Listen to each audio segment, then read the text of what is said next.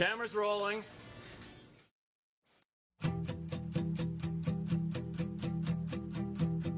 Baby, I'm too young to know any better, but I guess I'm just too old to care. I'm waiting on the morning light to clear the air. Now the sky is hung with regret, letting go that you pay flags. All the silence that keep me coming back. I'm the one that you hated. You know, the one you didn't want to believe. The one that you hated. Take a look at it now. I'm the less you created. The one that you hated.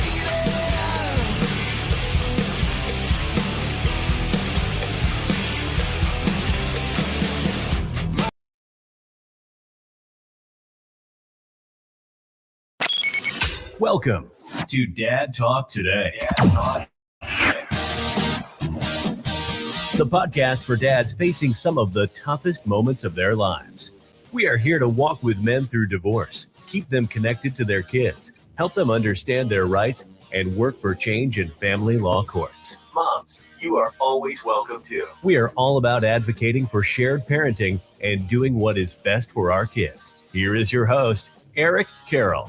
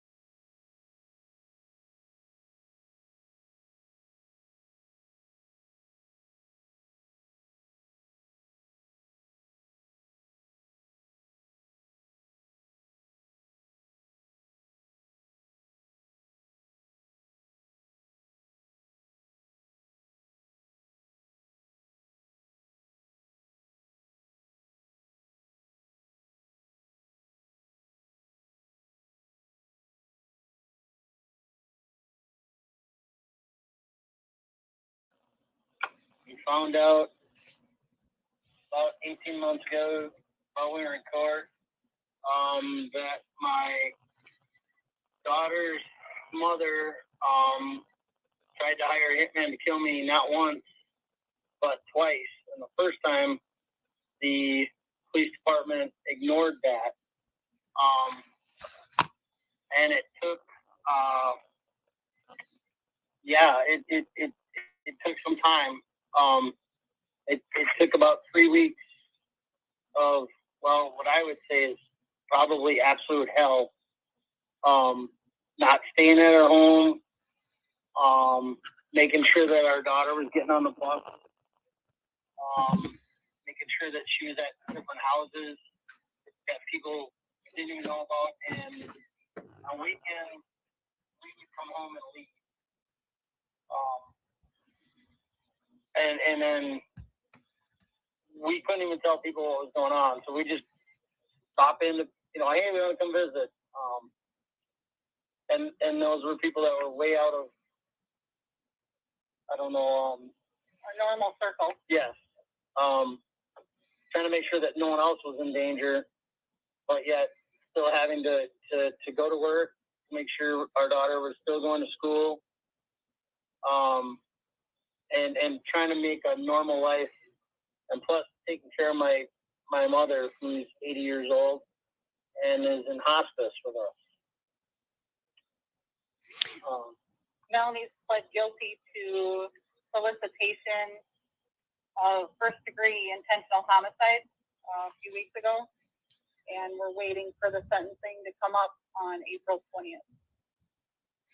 Gotcha.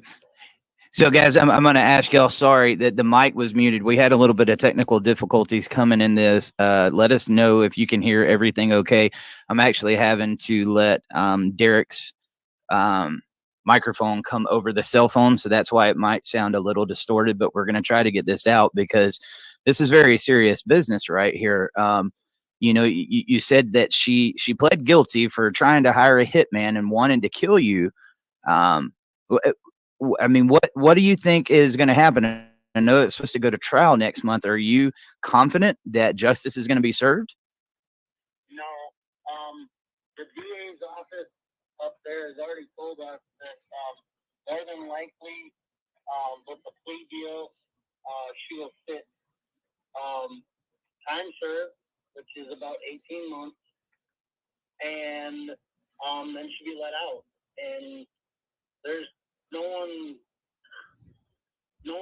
protecting us, let alone my daughter, who's 8. I mean, how do I put her on the school bus in the morning? How do I make sure nobody's grabbing her from the bus? How do I make sure nobody's going to the school and getting her? We still have to work.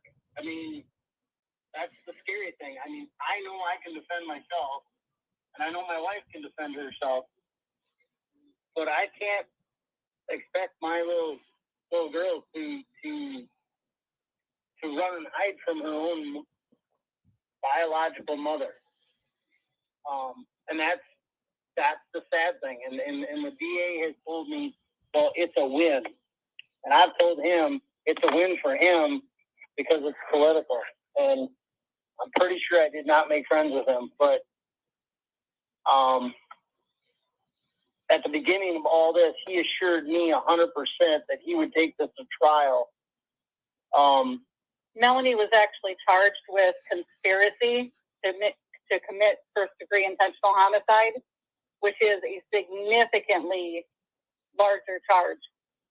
And she was facing up to 60 years in prison. Now, obviously, we understand that she's not going to get that. But this deal was made over the weekend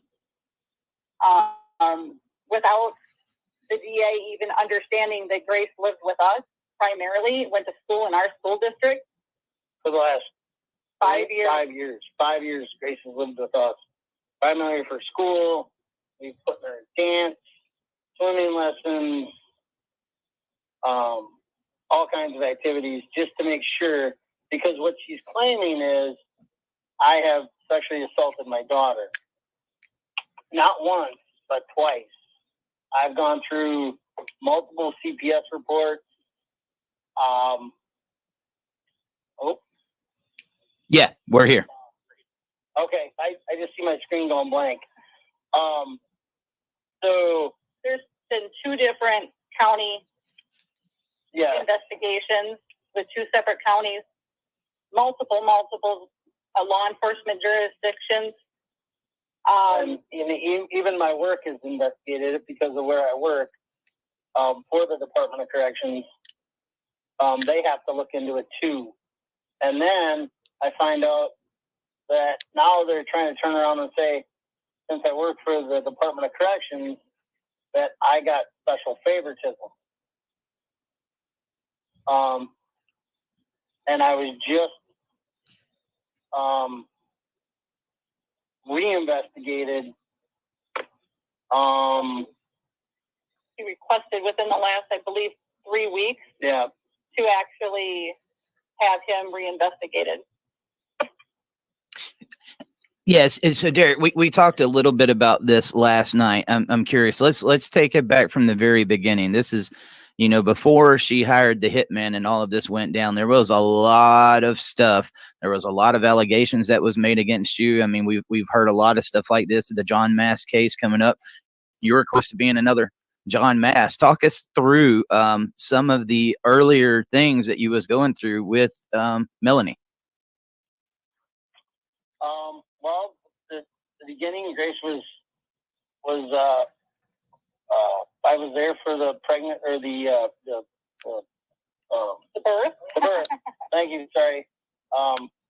And I stayed up there. I took care of Grace for 5 days in the hospital.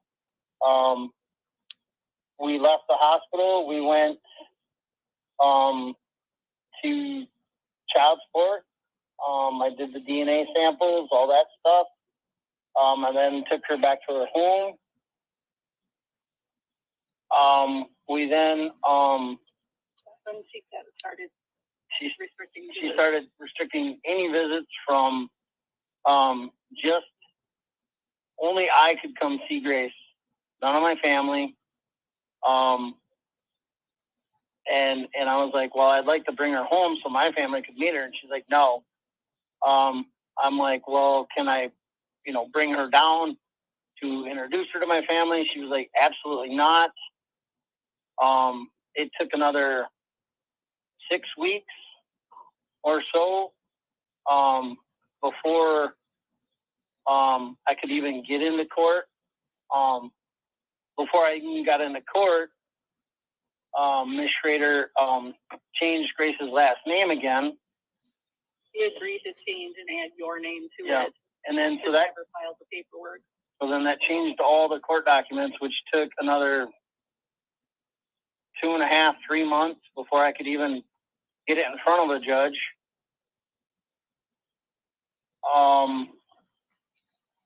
Yeah, that was intense for quite a while. The allegations of sexually related play or visits and all that type of thing started really, really young. Yeah, so then are you there? Yeah. I'm sorry. There was a beep that came over the phone. I'm curious, Derek. Tell us what's that like? That's one thing. I've been through parental alienation. I know the family law court battles. I've never known what it's like to go through an allegation of sexual abuse. What's that like for you as a father to hear that somebody's making that type of allegation against you? Well, it's absolute hell. The day I got the first phone call, the first allegation, I was out with a friend of mine. I live in Wisconsin, so we like to deer hunt. And we were tracking a deer. My cell phone rang, and it's CPS. And I'm like, what's going on? And they tell me that Grace's mother had made an allegation, and that I couldn't see my daughter anymore. So the first allegation came from an accident where Derek had actually taken Grace in like any good father does to the clinic. He had called the mother, told her about the accident, told her what happened.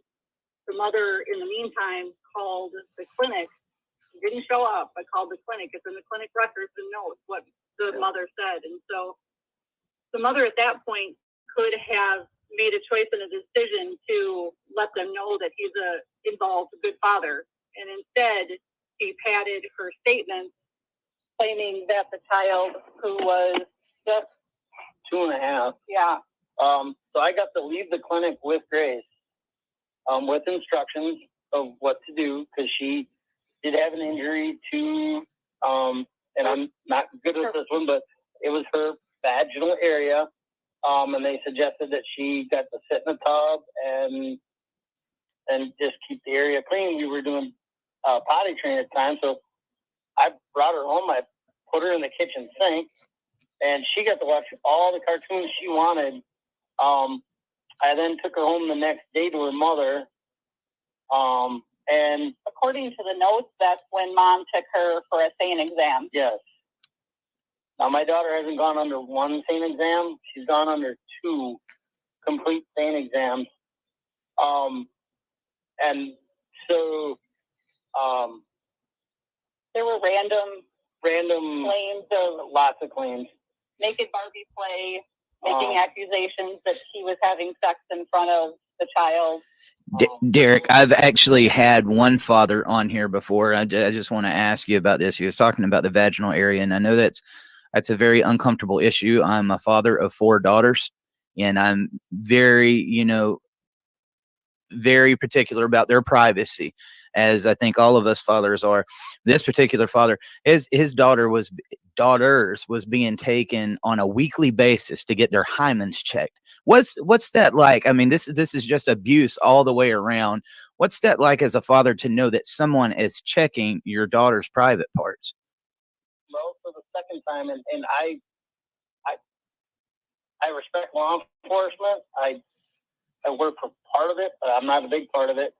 So the second allegation, I was taken. It was during another part of the child custody stuff. So I had informed my attorney that again I missed visitation and some of the allegations that I didn't know what they were until I got off of work. And she advised me, please don't go to see them without her. So we made arrangements the next morning at like 6:30 in the morning to meet with the DA or the detective and CPS. And I was, 100% cooperative. I walked in the room and they told me the allegation. I have worked for the Department of Corrections for 24 years. And I can tell you this, all I could say was I wanted to know, and pardon my French, what sick son of a bitch thought this up. Right. Because the allegation was that I had taken and put a straw in my daughter's anus. And I told them right then and there that they were the ones sexually abusing my daughter. They were the ones that were allowing it, and that they better not ever touch my daughter again. And that would probably be the politest way I could say it. One of the things to kind of clarify too is that during the first injury, Grace herself, even in her little 2-year-old voice, was the one that showed the CPS workers where she got hurt when she fell in the bathroom. And it was not to the inner area, it was to the very outer area of her labia, which was a very, very small cut, which is something that's consistent with a fall that she would have taken. You good, bud? The second allegation came from the mother's sister, and they claimed that Grace had made a comment that Daddy was red and that she was putting lotion or ointment, and I can't quite remember which one it was, on Daddy. And they thought that was a significant enough allegation or concern to report to CPS. The second one that the mother was having when she made the allegation was right smack dab in the middle of child custody. Derek had court on a Wednesday, I believe it was. On that Monday, that week, the mother had made the allegation. We got in front of the judge. She never said a word. Nothing in front of the judge. Didn't ask for help from the judge. Didn't even say anything to the judge at all. And I was supposed to have her pick her up that evening for vacation. It would have been, well, not that evening, it would be the weekend. And I said, can I pick her up now? And all her attorney would say is, no, you'll have to pick her up later. So then we left the courtroom, and I want to say it was like maybe an hour, 2 hours, or whatever. Whatever. Okay. But yeah, it's been a. Derek was supposed to have, with the second allegation, he was supposed to have his very first 4th of July holiday to spend with his child. Yeah.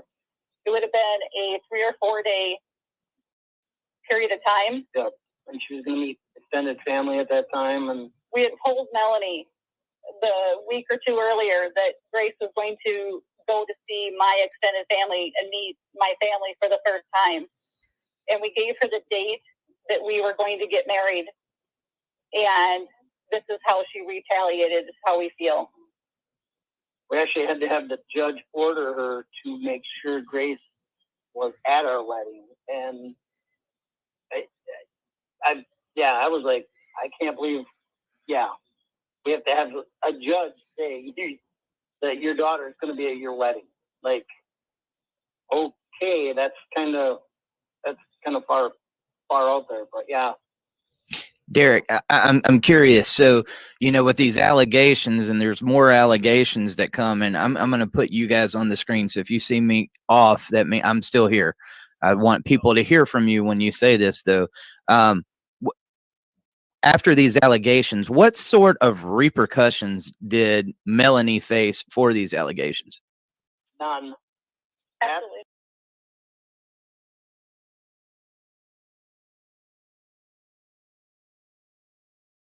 And what they say is, well, it's the whistleblower, and they cannot be charged at all for any of it. And so the two full-blown scene exams, and then there were, I want to say, at least 13 other screened out DPS reports. None of those people who made any of those allegations Are outside the family. They got nothing, and they know there's no repercussions. And even now, I mean, she just made the other allegation, and reached out to the court, the Jackson County courthouse, and where I live, and had them reopen my case and re-look at it. Due to me working in law enforcement, they think I got special treatment. Well, that's not how this works. And anyone who works in law enforcement at this point in time is, they have enough time. They have enough problems.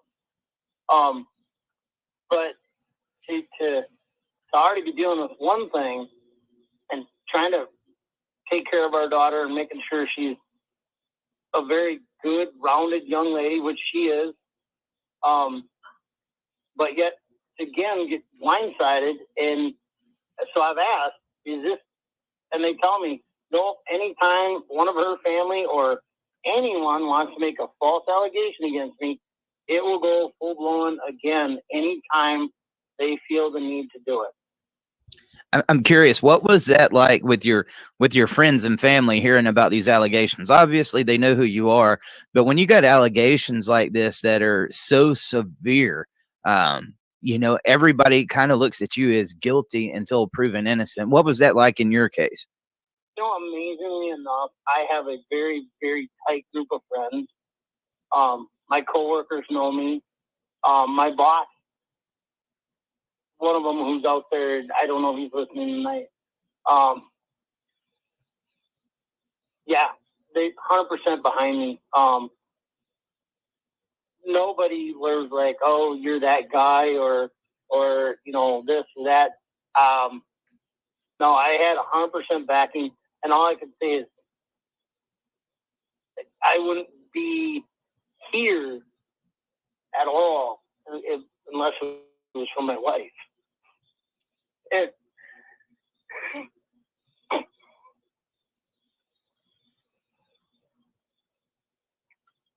And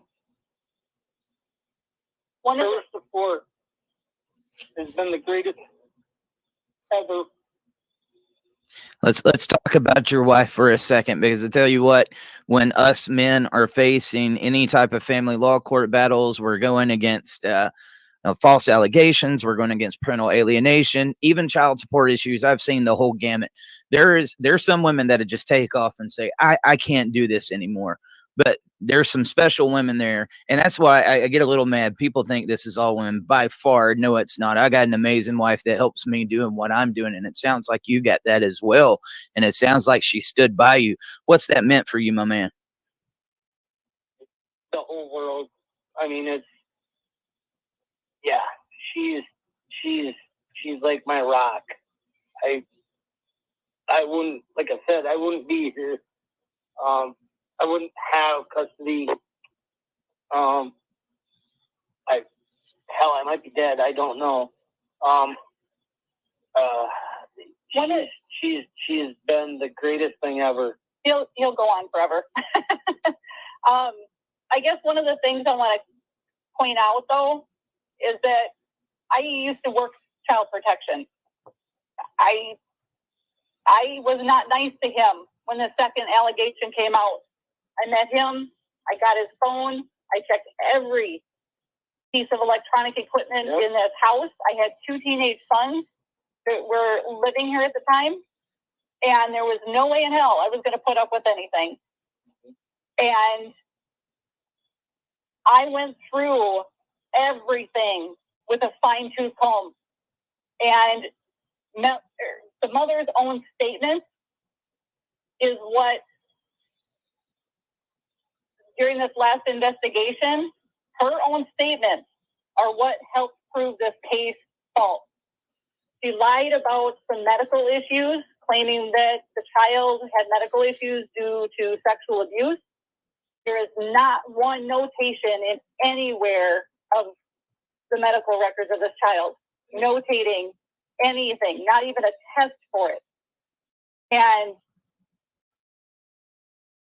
one of the things that I encouraged Derek to do was to get Grace in activities and get Grace out there and be seen.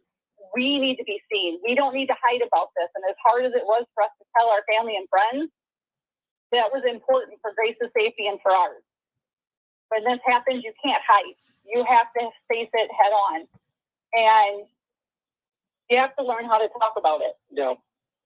Put them in sports, ballet, dance, track. Like Grace loves dance. She loves to run. She likes dance. She loves to go to the swimming pool. Put them in swimming lessons. And we understand, like, the other parent may not like that because, of course, they're trying to keep the child hid. They want to try to convince the parent and everybody else that what they're saying is true. And that's what this mother did. Was she literally, it's documented in the custody eval and in the CPS reports that this mother hides this child in her home. Yeah. And they have a very, very, very small network of literally a few friends and a couple family members that they talk to. When the second report,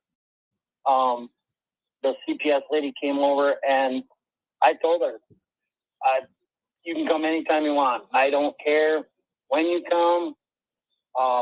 Doesn't matter. I actually had taken Grace over to see a couple friends. My mom calls me frantically and says, the CPS lady's here. You need to come home. I'm like, oh okay. Because they do surprise visits. Tell her I'll be there. And when she literally was like, no, you don't have to. I'm like, no, we'll come. We came back home. So I can tell you, there's good investigators out there. There are. That's their job. I can tell anyone who's gone through any of this, it is absolutely living hell. If you think you've gone through a bad year with COVID, no, COVID's nothing. I understand people lost their lives due to it and this and that. But the emotional stress that we have gone under, even my daughter, ended up having some night terrors.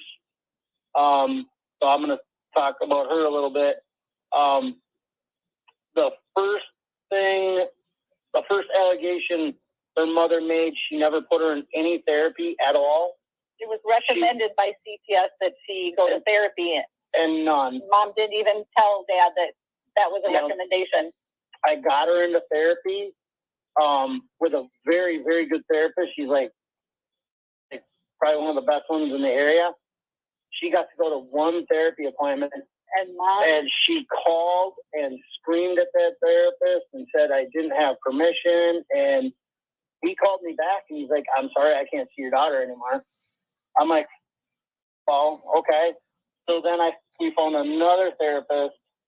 The guardian ad litem said that she couldn't work with that therapist because it was a male.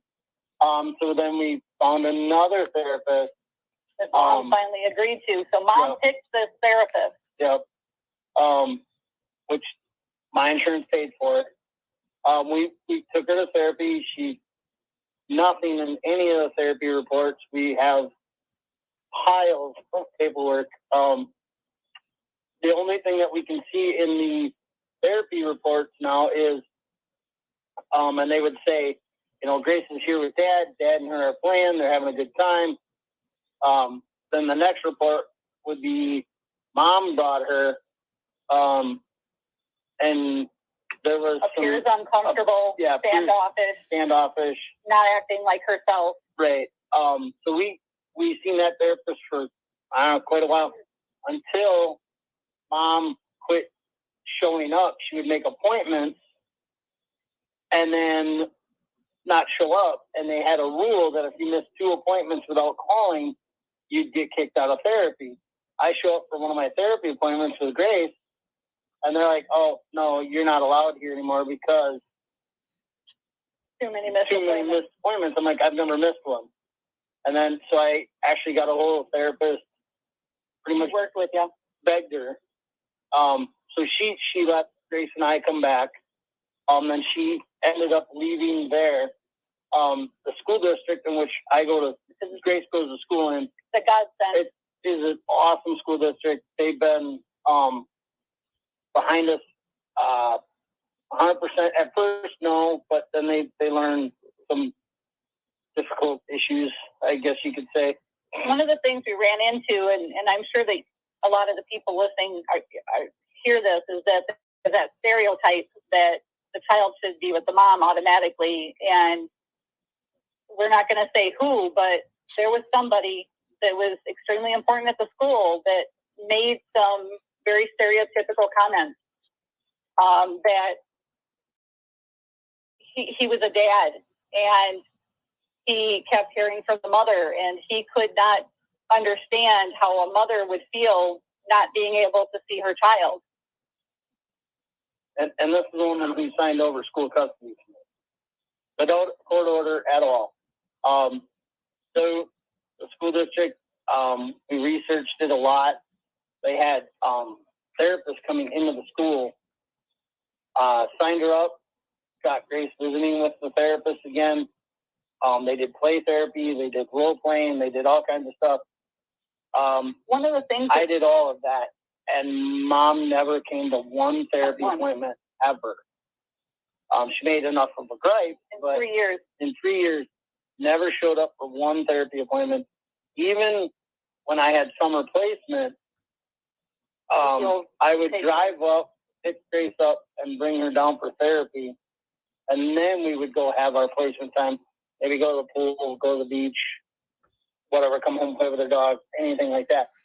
But my number one concern has been, and my wife can tell you, has been making sure that Grace is very well grounded.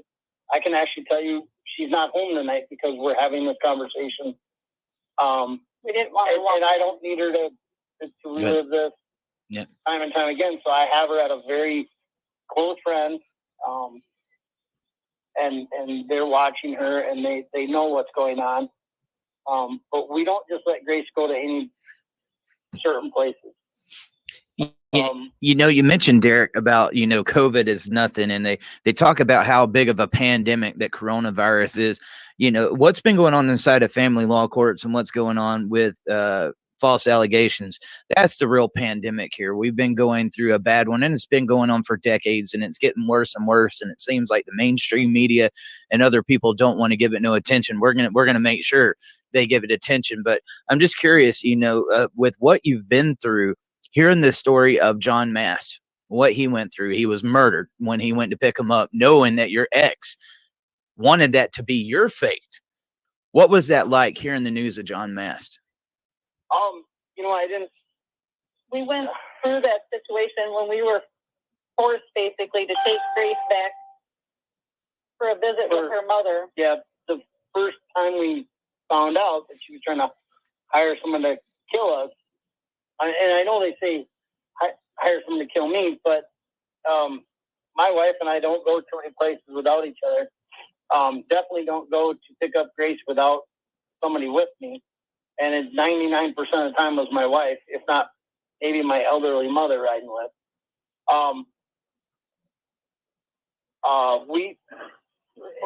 It was absolute hell.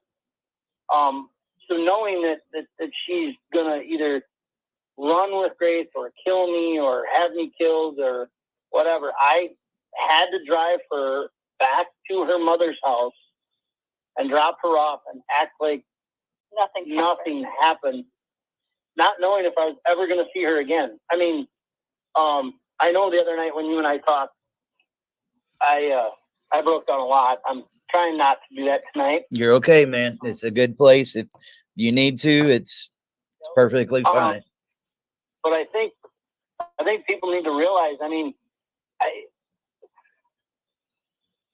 until you pointed it out the other night, I always knew she could be dangerous, but I didn't think she was that dangerous. Yeah, people need to protect themselves. I mean, video cameras, dash cameras, audio, video. I'm not going to say break the law. In your state, if you are allowed to carry a firearm, I'm not a gun-toting nut, but I will tell you what, my wife and I now both have concealed carries, and we're very having a younger daughter. But yeah, I mean, it's a scary world out there, and knowing that this man was finally going to get to see his kids. Wow. He jumped through all the hoops. He did, from what I understand, he did the visitation. He cooperated with everybody. And that's, you know, people need to understand, like, we have done and gone over and above and beyond to reassure this mother that nothing's going on. Yep. You know, and I was going to say, I'm right there with you. You know, I've never been a gun person before in my life. And about 2 months ago, I went and got me a 9mm. I said, I've never wanted one, but I keep hearing stories like this, and you never know when that could be any of us. I think when John's story hit, that was really shocking. I mean, it was shocking. Then again, the sad thing is it wasn't that shocking. You know, I've even heard you never know what length that they will go to. I've even heard of before they'll give custody back over to dad, they'll kill themselves and they'll kill the kids. I mean, we've seen that in the news multiple times. This is very sick stuff going on here. And the fact that none of our legislators are really trying to fight it, which they are now. Don't get me wrong. We've been talking to a lot of them and they realize there's a problem, but it should have been dealt with a long time ago. And in the custody eval that we had done, Melanie, she forecasted this. I don't even call her Melanie, it's Miss Schrader. Even puts in there that she will stop at absolutely nothing. And that's the end of the paragraph. That she will not stop. She will stop at absolutely nothing. And the scary part with this is that since she pled guilty, the same week, that's when she filed to have all the cases reviewed. So she still believes this. She is still actively trying to come after us. And this is a mother that was not forced into this placement arrangement. The placement arrangement that had been in place for over 2 years and it was after the the last CPS investigation, she agreed to have Grace come down here for school placement with dad. And how can a mother allow that? I mean, if I was such a monster, why? I mean, and to be honest, she quit all her jobs. She could have moved down here at any time. With my salary, I would have ended up having to pay her a pretty good amount of child support. And I never argued about child support. I've never argued. The woman owes me over $3,000 in back child support. I've never argued it. If she would have she quit her job. She could have moved down here. She could have got an apartment and lived off our child support, which is even kind of funnier because after we got married, she went to the guardian ad litem and said, now that Derek's married to Melinda, I want child support reevaluated on both of their salaries. So she wasn't just wanting my salary, now she wants my wife's. And they actually had to point it out that, no, that's not how it worked. Derek, yeah, I want to ask you about something I haven't talked about much with the parents that are facing the false allegations. What is that like after facing that allegation and having your time with your child?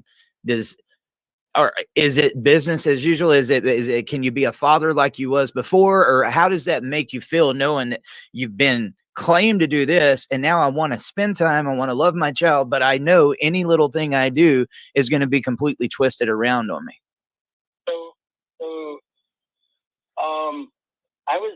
I was not your average father at that point. I've heard enough little stories.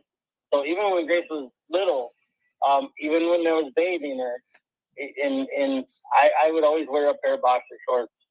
I was never naked around her. And to clarify, that's because in the house that we live in, we only have a shower. Yeah, so we don't have that. He'd be standing outside the shower, rinsing her off in the shower. So after these allegations, I quit doing all the bathing, and my wife got to do that.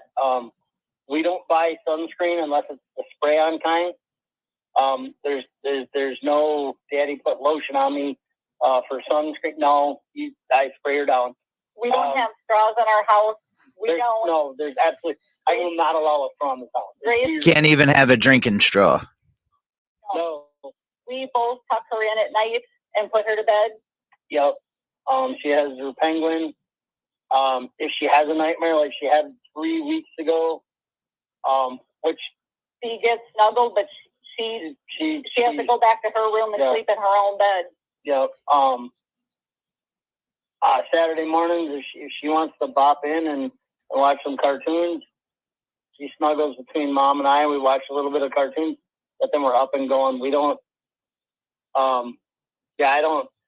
For the first year and a half, I didn't. I always made sure someone was around. Either my mom was here, and my mom lives with us. It's terrifying. It is absolutely terrifying. And unless you go through it, you will not understand it. But you are definitely afraid of being around your child. And that sounds horrible, but you're not afraid of your child. You're afraid of the fear of the accusation of somebody accusing you of being that person. Right. And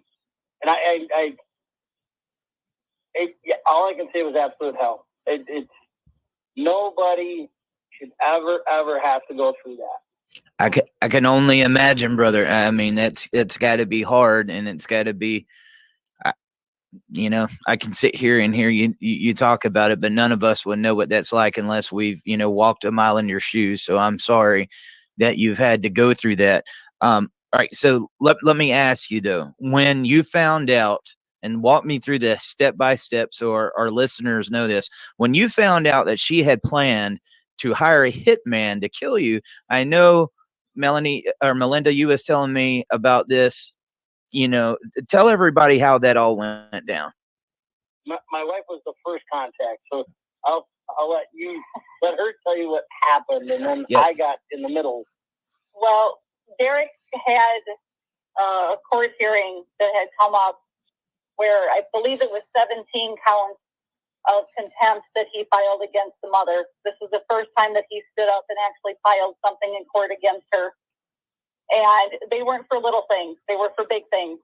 And she had a friend with her. And during the hearing, this lady kept trying to get my attention and different things. And I just assumed that she was wanting to talk to me to try and talk some sense into us or something like that. And I got out of the courtroom and she followed me. And very quickly, I could tell that something was wrong. This woman was terrified. She was shaking. And all she kept saying is, she's trying to kill Derek.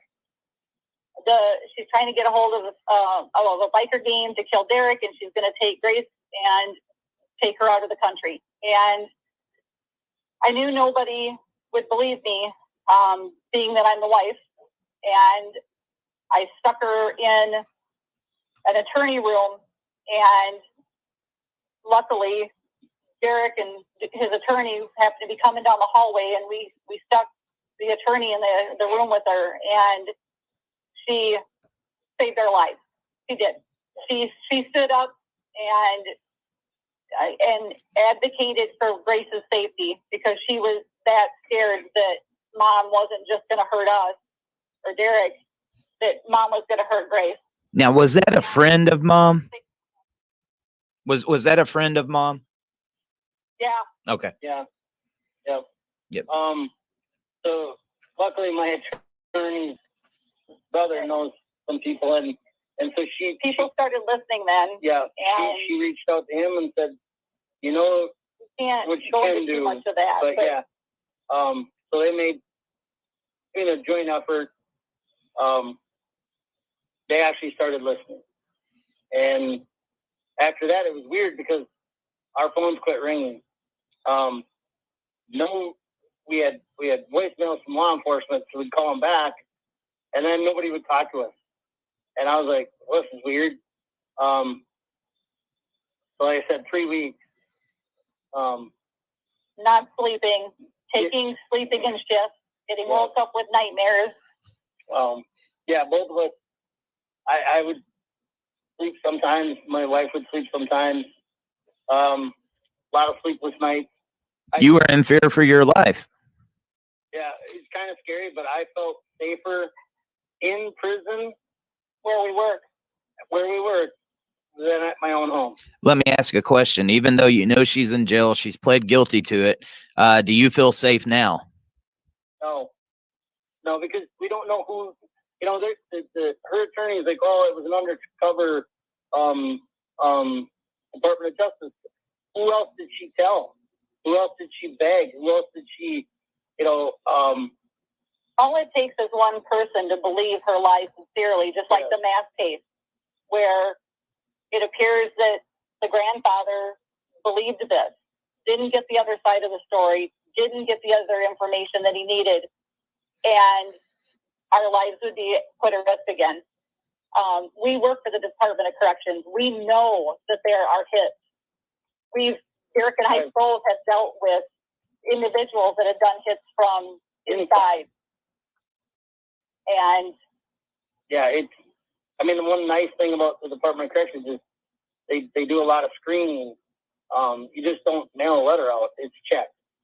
So that's how a couple of our hits have been found that way. These guys were supposed to be getting out, but yet they were sending mail saying, "Hey, when this guy gets out, he'll come over and he'll kill my wife." And I'm like, you hear about this and you go, it's easy. And that's what we're facing. It's not real. It doesn't feel real. It doesn't feel real. We now have pretty good alarm system. We're always on camera at work, and now we're always on camera at home.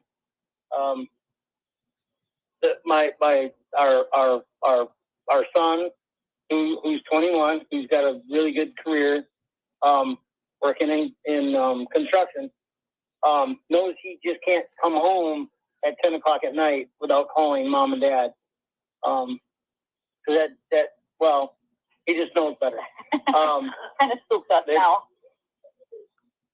People call and they say, hey, we might stop by. Okay. But if a car pulls in the driveway and we don't know who it is, Grace goes to a certain area of the house. She's like, I don't know who this is. I'm like, Grace, you need to go to your, okay. And she goes to that place. And then I usually go to another place, which usually my cabinet. One of the things we want people to understand is, like, we try not to make this out to be a bigger deal than it is, but then you step back and it's a pretty big deal. Like the mask case, and people are trying to make us feel better and say, well, but you're alive. Not really. No. She went through with it. She paid money. She gave them a picture. She gave them our address where we work. For the longest time, we couldn't figure out why Mom wanted Derek's schedule so bad. She wanted, there was a calendar of a schedule that would have put him in a certain place at a certain time, and she wanted that thing in the worst way. And she had complied with the court order and told her what his shift was and told her when he worked, but she wanted that other piece of paper. And now, looking back, now we know why. And the one place we always picked up and dropped off at was is a very, I mean, we live in a small town. This isn't even a town. It's a gas station. And she was insisting on that gas station. Yeah, and she wanted that gas station. And now they didn't have any cameras, no law enforcement, no visual sight to anybody on the street because she'd go behind and play in the grassy area behind. Yeah. And now, knowing what we know, she'd been trying to set this up for a while.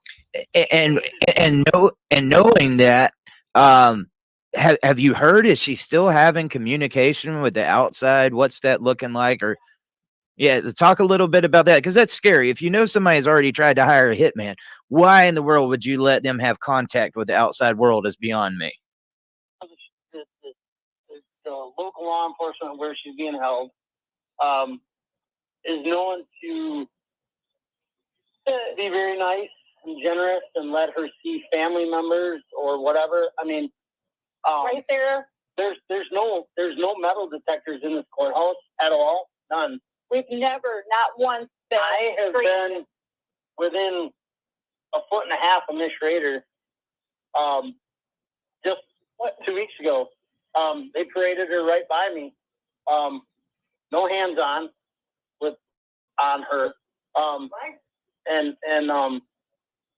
She's in handcuffs, but she's cuffed in the front, which anyone in law enforcement will tell you that's probably the most dangerous spot to have someone handcuffed. But her family's got to see her prior to court.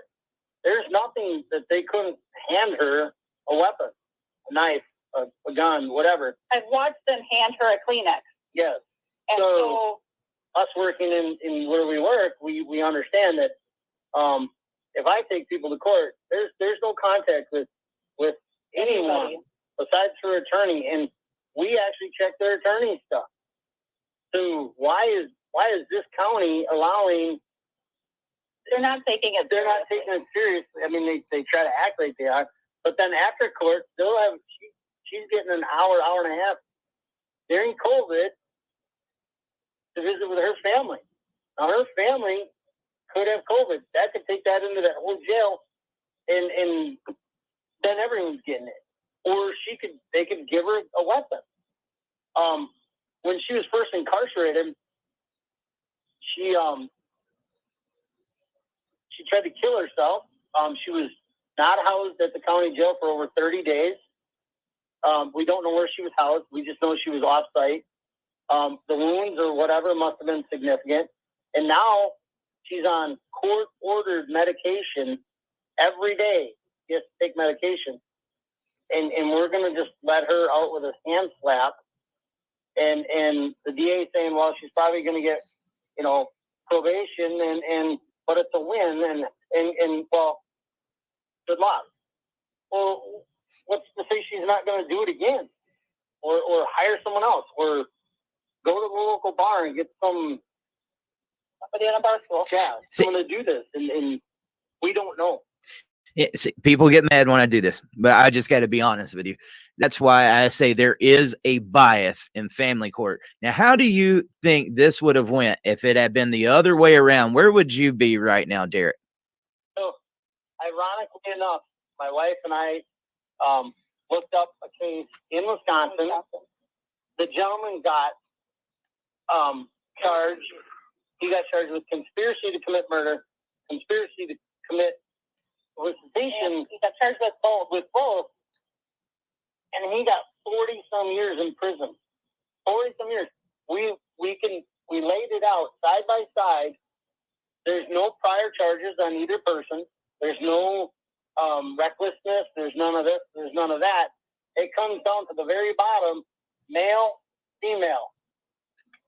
She paid the money. He paid the money. It's funny. It's the exact same amount. It was $10,000 to kill me. I'm not worth that much, apparently. And yes, I have a love humor sometimes. And so he's in prison for 40 years. But the reason, and then they're going to let her out.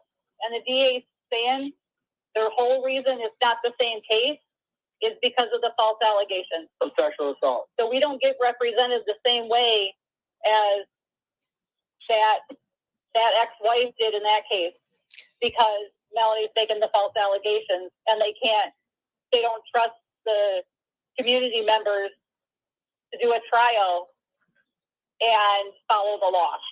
And that was like the most upsetting and sad comment that we heard through this entire thing. We told the DA we did not want to settle for any plea bargain at all, nothing. And I don't want to be rude, but I'm sorry. They probably couldn't go golfing because it was too cold up here. But you don't do a deal on a Sunday and call me on a Monday and tell me, well, this is the best deal.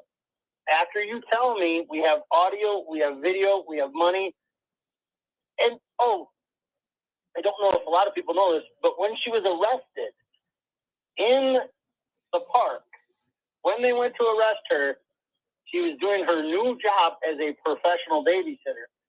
When they arrested her, there was a 2-year-old in the back seat of her car when she was paying the hitman to kill me. A 2-year-old that she was babysitting. Now, anyone to meet a stranger. Yeah, she didn't meet this guy. She hasn't met him. She met him off the internet and whatever else, per se.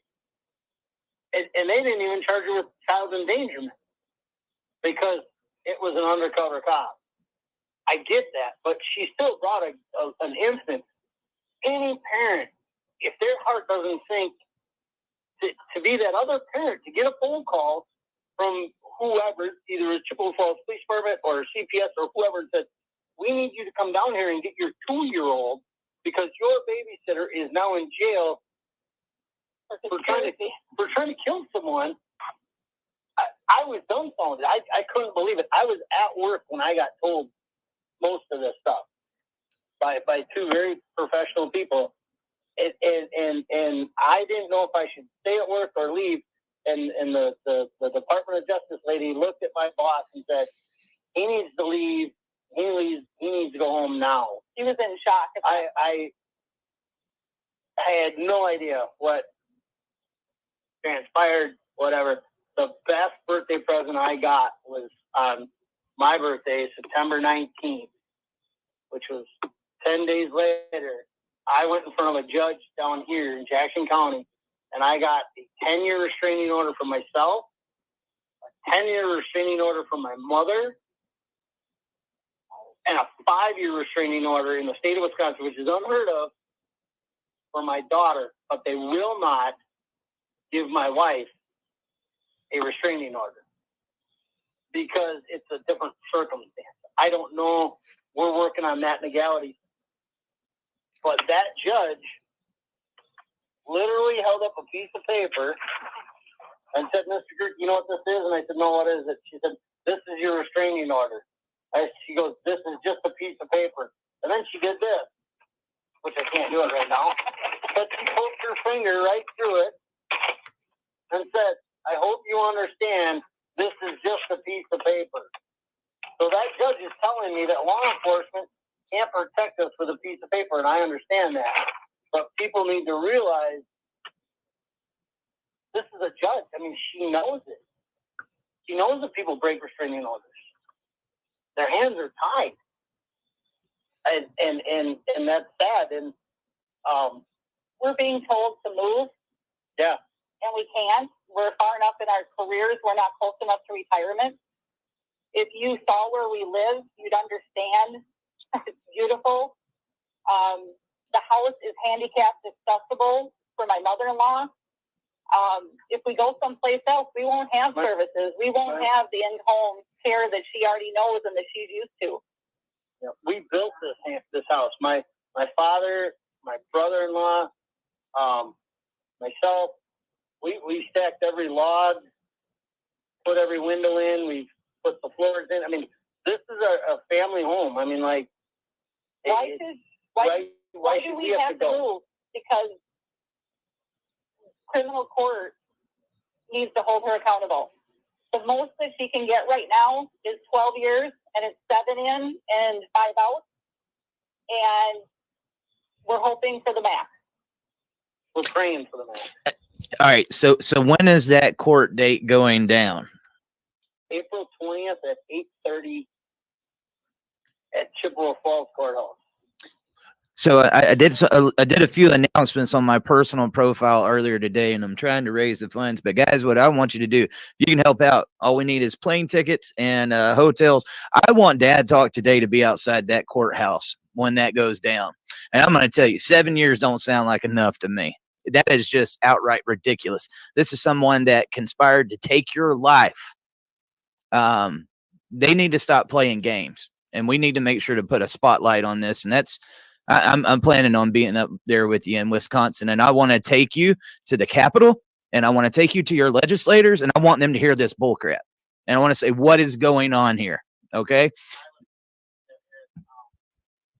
We might not be a 5-star hotel, but if we just if- need if somewhere you're to sleep, man. Minneapolis, I will pick you up.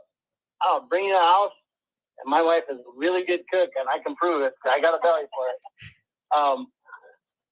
And you can stay with us. I mean, I'm grateful that we got to talk to you, and we're getting, we need to get this out more. And I agree 100% with you. I will go Madison. My wife was asking me tonight, we see you might be in Des Moines.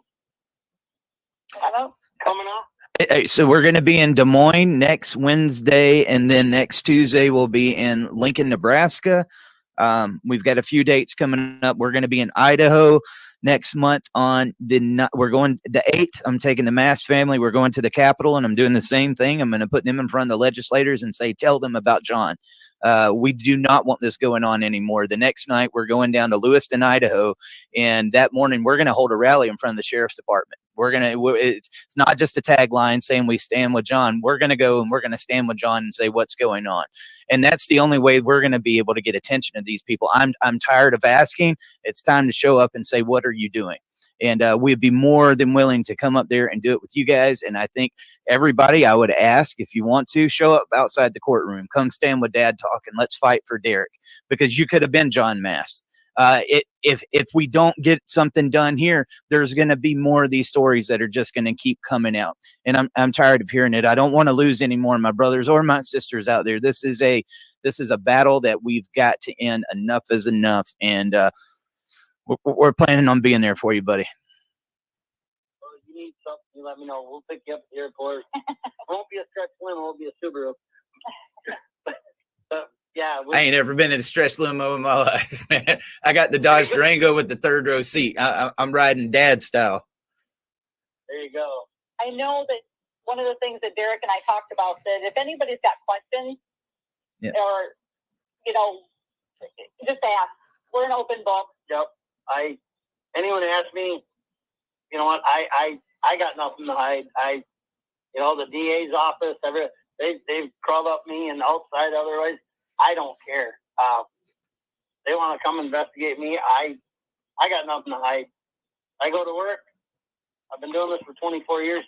I just want to be able to retire and sit on my front porch and watch my chickens and watch my daughter grow up and run and play and hunt whitetail deer in our little woods and enjoy it. So yeah, I would appreciate seeing you, and if we can, we'll be down there next week. Yeah, so, I'd love to see you guys. And that's what it's going to take, guys. We're going to have to organize, and we're going to have to get out there, and they need to hear stories like yours. The facts, I'm a little pissed off right now. 7 years, that just blows my mind. She could have had somebody take your life, and yet she only gets 7 years. That's like a little tap on the hand. That's your value as a father, according to these family courts. Yeah,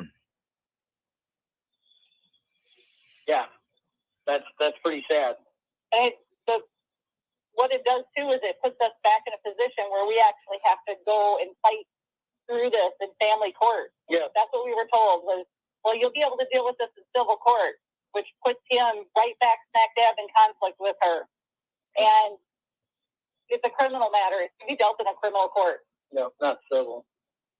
I did reach out to my attorney, and I actually have a meeting with her actually next Wednesday in the morning. Come into Des Moines. But we could maybe get down to Des Moines later on in the morning. But yeah, she's gonna file a bunch of paperwork and try to make it so that we can keep Grace safe. Yes, and that's our biggest concern. And for the people that I know, if they're out there listening and watching, and people that have helped us, I can't thank you enough. I've got family, I've got friends, I got coworkers that have asked me. I've taken Grace to their houses and said, "Can you watch her?" Yep, we got you. I can't thank them enough, and even my wife's mom and dad, my mom. There's the people that have helped us.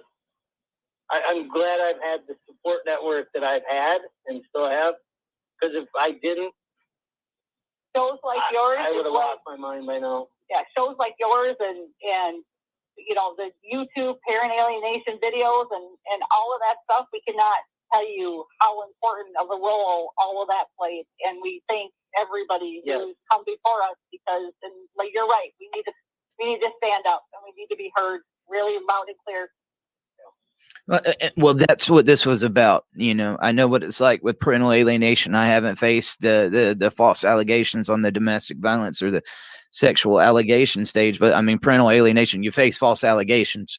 They try to create things that never happen. And the crazy thing is, in their mind, it did happen. I believe they start to tell these lies so much that, they believe it. But this was started to be what I wish I would have had when I was going through it. And because so many of these guys, probably like you, Derek, when you first start going through it, you feel like you're alone. Nobody understands you. And if you're going through false allegations, nobody believes you, and this is, I was very cautious in the beginning when I had these fathers coming to me and talking about false allegations, because I figured maybe this was probably like a rare occurrence. This is more common. The parental alienation accompanied with false allegations is probably more common than ones that's with not. And I didn't realize just how much it was done. So you're definitely not alone. And it's not just in family court, it's in politics, it's in many different things. And we got to have some consequences. 7 years ain't consequences. 7 years ain't consequences. In 7 years, what, you're going to get out and try to finish the job? Are you freaking kidding me? So,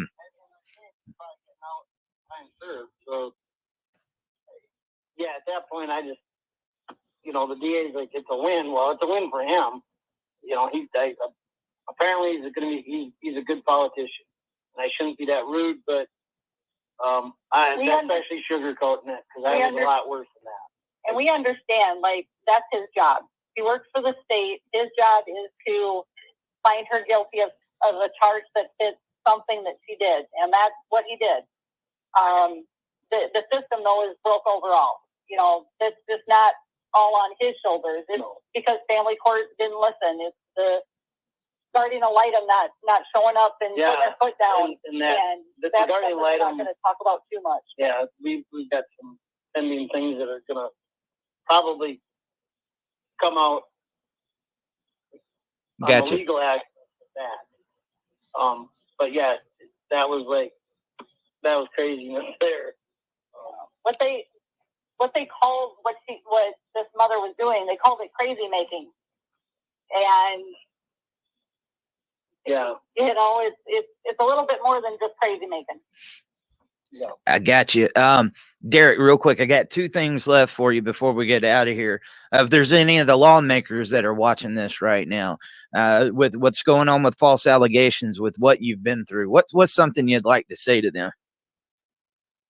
Please start opening your eyes. Start listening to the parents.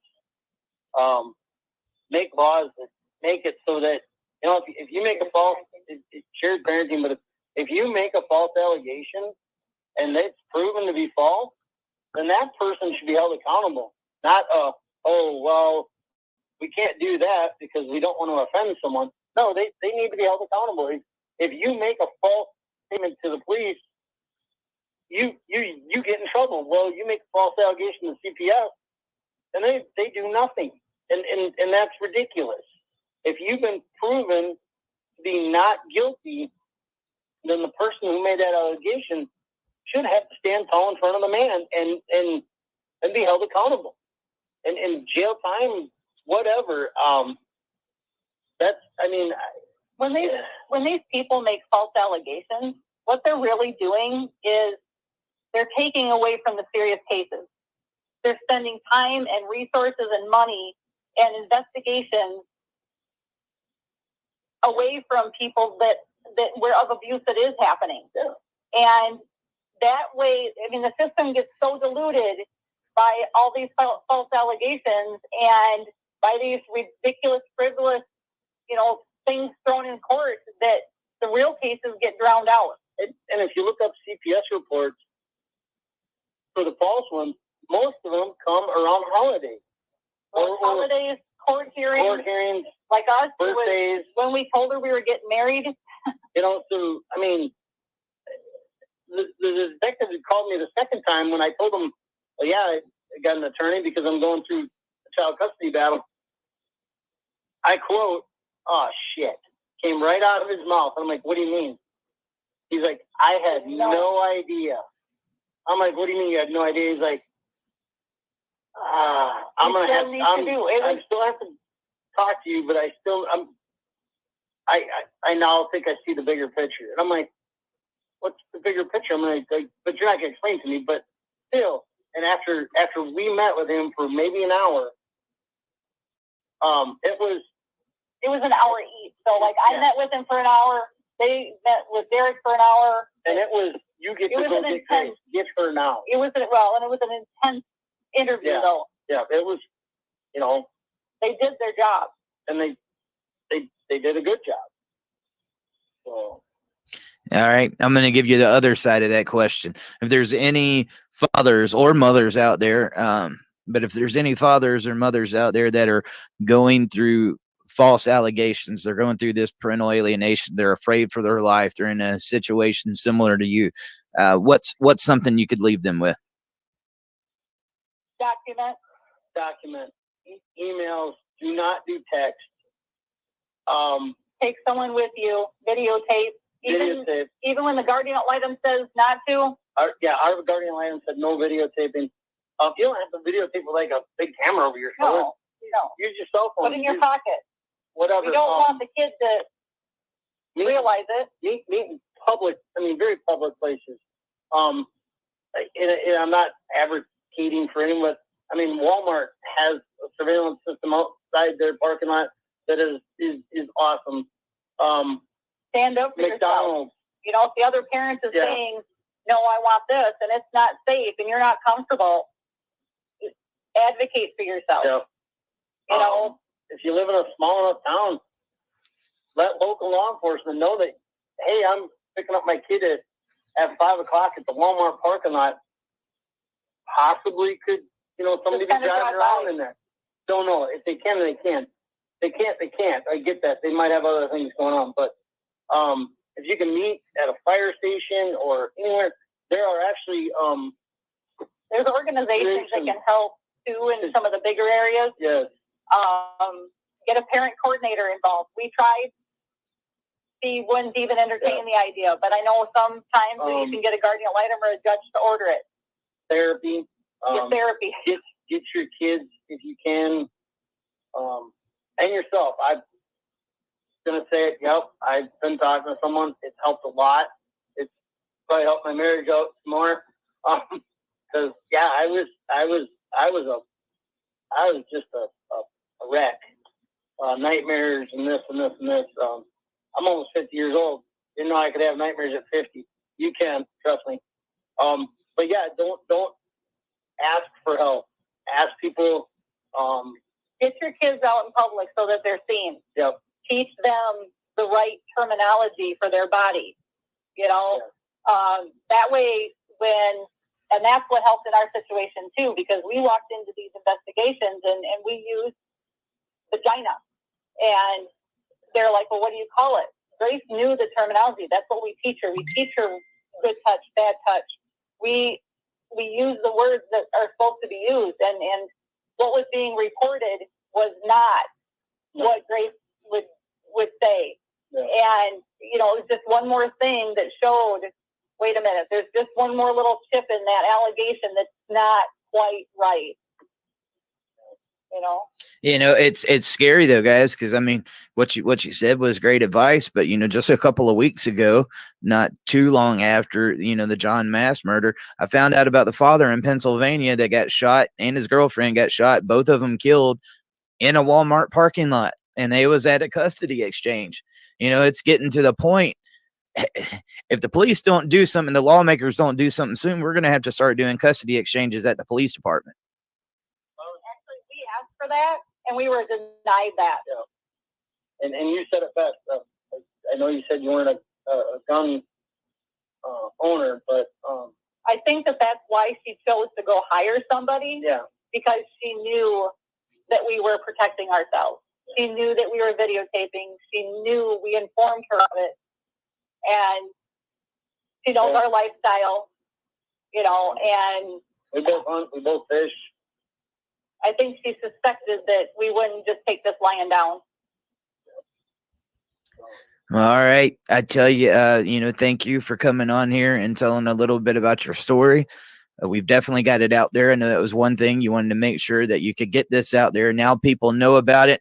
Hopefully those lawmakers and the people that are looking over this case in Wisconsin, I want to have a talk with y'all because this is ridiculous right here. And we're going to have a talk. But keep me updated and we will make sure everybody knows what's going on. You got a platform right here that'll make sure you get out your side of the story. All right. Even after the court, Eric, if you want to have another, you need something, holler. Yeah, I'd appreciate it. I'll do an interview with you on the court front lawn. So, all right, thank you, sir. All right, Bye, guys. Thank you for joining us tonight. We are fighting for the rights of parents worldwide. If you want to help support our podcast and for us to continue this mission, please join us at patreon.com/dadtalktoday. You will find us on Facebook, YouTube, Instagram, Twitter, CloutHub, Parler, iHeartRadio, Stitcher, Spotify, the podcast app, Google, Apple Podcasts. We're a little bit of everywhere. And guys, every time you like and subscribe, you help us continue this mission.